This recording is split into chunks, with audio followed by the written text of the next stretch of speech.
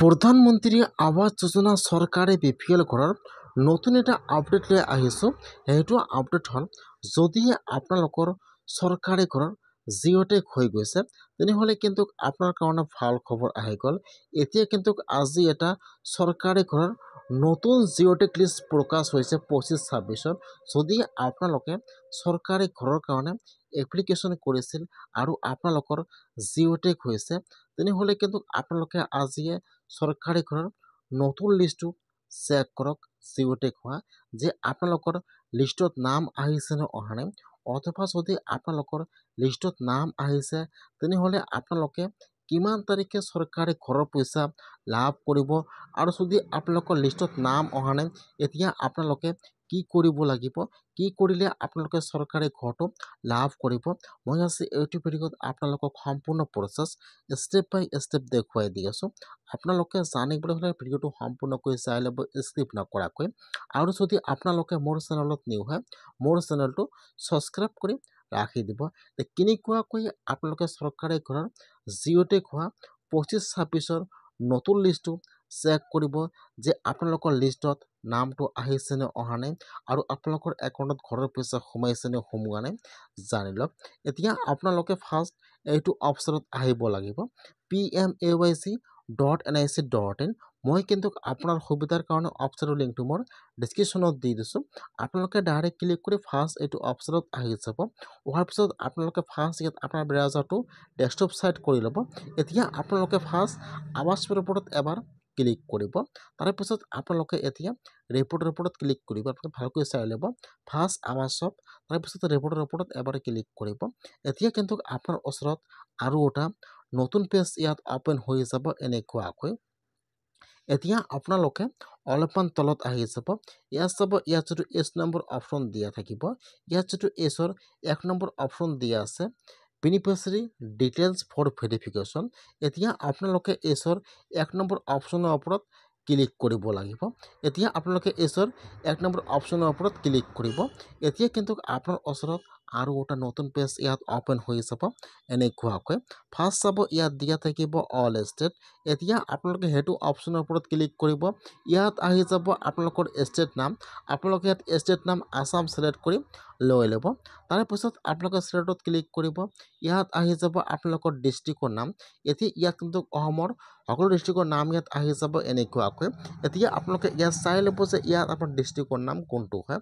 ইয়াত যিটো আপোনাৰ ডিষ্ট্ৰিক্টৰ নাম হয়, এতিয়া আপোনালোকে ইয়াত চাই লৈ ইয়াত আমাৰ ডিষ্ট্ৰিক্টৰ নামটো ছিলেক্ট কৰি লৈ ল'ব। তাৰপিছত ইয়াত আহি যাব আপোনালোকৰ ব্লকৰ নাম। এতিয়া আপোনালোকে ইয়াত চাই লৈ ইয়াত যিটো আপোনাৰ ব্লকৰ নাম হয় ছিলেক্ট কৰি লৈ ল'ব। তাৰপিছত ইয়াত আহি যাব আপোনালোকৰ পঞ্চায়তৰ নাম।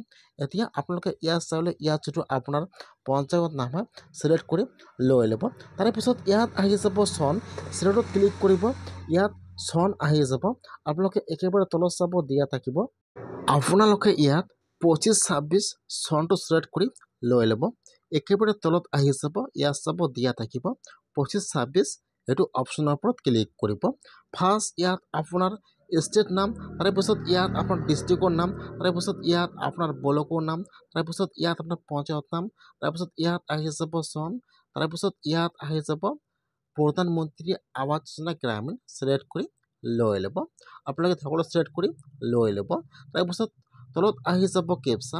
এতিয়া আপোনাৰ তাত যিটো কেপচা আহিছে মাইনাছ প্লাছ কৰি যি কেপচা হয়, এতিয়া আপোনালোকে ইয়াত কেপচাটো বহাই দিব। কেপচাটো বহাই দি আপোনালোকে এতিয়া চাৰিমুঠৰ ওপৰত ক্লিক কৰিব। যেতিয়া আপোনালোকে কেপচাটো বহাই দি চাৰিমুঠৰ ওপৰত ক্লিক কৰিব, এতিয়া কিন্তু আপোনাৰ ওচৰত আপোনাৰ পঞ্চায়তৰ নতুন জিঅ'টেক হোৱা 25-26 ইয়াত লিষ্টটো অপেন হৈ যাব এনেকুৱাকৈ। ফাৰ্ষ্ট আহি যাব আপোনাৰ নাম, তাৰপিছত ইয়াত আহি যাব আপোনাৰ গাৰ্জিয়ান নাম, তাৰপিছত ইয়াত আপোনাৰ আহি যাব ঘৰৰ ৰেজিষ্ট্ৰেশ্যন ID নম্বৰ। এতিয়া আপোনালোকে লিষ্টটো অপেন কৰি চেক কৰি ল'ব যে আপোনালোকৰ লিষ্টত নামটো আহিছে নে অহা নাই। যদি আপোনালোকৰ লিষ্টত নামটো আহিছে তেনেহ'লে কিন্তু এতিয়া আপোনালোকে চেক কৰিব লাগিব যে আপোনালোকৰ নামটো সম্পূৰ্ণ ভেৰিফাই হৈছে নে হোৱা নাই, বা আপোনালোকৰ একাউণ্টত ঘৰৰ পইচা সোমাইছে নে সোমোৱা নাই। কেনেকৈ চেক কৰিব চাই লওক। এতিয়া আপোনালোকে ফাৰ্ষ্ট লিষ্টত আপোনালোকৰ নামটো চাই ল'ব। যদি আপোনালোকৰ নামটো অহা নাই কমেণ্টত জনাই দিব, নেক্সট ভিডিঅ'ত জনাই দিম। এতিয়া আপোনালোকে ফাৰ্ষ্ট ইয়াত যিটো আপোনাৰ ঘৰৰ ৰেজিষ্ট্ৰেশ্যন ID নম্বৰ আছে আপোনালোকে ফাৰ্ষ্ট ইয়াত আপোনাৰ ঘৰৰ ID নম্বৰটো কপি কৰি লৈ ল'ব। এতিয়া আপোনালোকে আৰু এবাৰ হোম পেজত আহিব লাগিব। কেনেকৈ চেক কৰিব চাই লওক যে আপোনালোকৰ একাউণ্টত ঘৰৰ পইচা সোমাইছে নে সোমোৱা নাই। এতিয়া আপোনালোকে ইয়াত চাব 5 নম্বৰত দিয়া থাকিব ষ্টেক হোল্ডাৰ্ছ। এতিয়া আপোনালোকে সেইটো অপশ্যনৰ ওপৰত ক্লিক কৰিব। ষ্টেক হোল্ডাৰ্ছ ইয়াত 1 নম্বৰত অপশ্যন আহি যাব IAY PMAYJ বেনিফিচিয়াৰী। এতিয়া আপোনালোকে ইয়াৰ পৰা সেইটো অপশ্যনৰ ওপৰত ক্লিক কৰিব। ফাৰ্ষ্ট ষ্টেক হোল্ডাৰ্ছ তাৰপিছত আপোনালোকে ইয়াৰ 1 নম্বৰ অপশ্যনটোৰ ওপৰত ক্লিক কৰিব। এতিয়া আপোনাৰ ওচৰত এইটো পেজ অপেন হৈ যাব এনেকুৱাকৈ।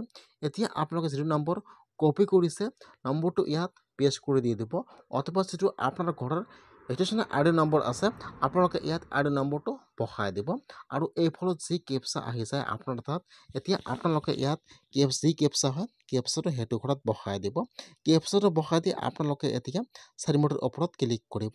যেতিয়া আপোনালোকে চাৰিমুঠৰ ওপৰত ক্লিক কৰিব এতিয়া কিন্তু আপোনাৰ ওচৰত ফাৰ্ষ্ট ইয়াত আপোনাৰ সম্পূৰ্ণ ডিটেইলছ আহি যাব বা আপোনালোকৰ ইয়াত এড্ৰেছটো আহি যাব। তাৰপিছত ইয়াত আপোনাৰ ফুল নেম আহি যাব। এতিয়া আপোনালোকে অলপমান তলত আহি যাব। আপোনালোকে ইয়াত এটা বস্তু চাব যে আপোনালোকৰ জব কাৰ্ডটো লিংক আছে নে নাই। যদি আপোনালোকৰ জব কাৰ্ডটো লিংক নাথাকে তেনেহ'লে কিন্তু আপোনালোকে চৰকাৰী ঘৰৰ পইচা লাভ নকৰিব। সেইকাৰণে আপোনালোকে ফাৰ্ষ্ট চেক কৰিব যে আপোনালোকৰ জব কাৰ্ডটো লিংক হৈছে নে হোৱা নাই। ইয়াত আপোনালোকৰ জব কাৰ্ড নম্বৰ দিয়া থাকিব।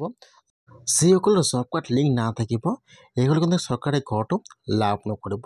তাৰপিছত আপোনালোকে ইয়াত আৰু এটা বস্তু চেক কৰিব লাগিব যে আপোনালোকৰ একাউণ্টটো লিংক হৈছে নে হোৱা নাই। যদি আপোনালোকৰ একাউণ্টটো DVD লিংক নাথাকে কিন্তু ইয়াত লিংক নহ'ব। সেইকাৰণে আপোনালোকে ইয়াত চাব লাগিব যে আপোনালোকৰ একাউণ্টটো আধাৰ কাৰ্ডৰ সৈতে লিংক হৈ আছে নে নাই। ইয়াত আপোনালোকে চেক কৰিব লাগিব। ইয়াত চাব ইয়াত আপোনালোকৰ বেংকৰ নামটো শ্ব' কৰিব। আপোনালোকে যিটো বেংকৰ একাউণ্ট জমা কৰিছিল ইয়াত বেংকৰ নামটো শ্ব' কৰিব। তাৰপিছত ইয়াত দেখুৱাই দিব আধাৰ UIDAI ভেৰিফাই বা PMS ভেৰিফাই। ইয়াত চাব লাগিব যে আপোনালোকৰ ইয়াত ভেৰিফাই লিখাটো আছে নে নাই। যদি ইয়াত ভেৰিফাই নাথাকে তেনেহ'লে কিন্তু আপোনালোকে ঘৰৰ পইচা লাভ নকৰিব। এতিয়া কিন্তু যিসকলৰ 25-26 নতুন লিষ্টত নাম আহিছে এতিয়া কিন্তু ঘৰৰ পইচা সোমোৱা আৰম্ভ হোৱা নাই। ইয়াত যদি ঘৰৰ পইচা সোমায় কিন্তু ইয়াত শ্ব' কৰিব। আপোনালোকে ইয়াৰ পৰা সকলো প্ৰচেছ জানিব পাৰিব। সেইকাৰণে যি লিষ্টত নাম আহিছে সেইসকলৰ নৱেম্বৰৰ পৰা ঘৰৰ পইচা সোমোৱা আৰম্ভ হৈ যাব। এই মাহত কিন্তু ঘৰৰ পইচা আপোনালোকে নাপায়। আপোনালোকে ঘৰৰ পইচা লাভ কৰিব নৱেম্বৰ মাহৰ পৰা। আজি কিন্তু চৰকাৰী ঘৰৰ গুৰুত্বপূৰ্ণ আপডেট আহি গ'ল। যিসকলৰ লিষ্টত নাম অহা নাই এতিয়া কিন্তু সেইসকলে চৰকাৰী ঘৰৰ কাৰণে ছাৰ্ভে এপ্লিকেশ্যন কৰিব লাগিব। কেনেকৈ আপোনালোকে ছাৰ্ভে এপ্লাই কৰিব নেক্সট ভিডিঅ' আহি আছে।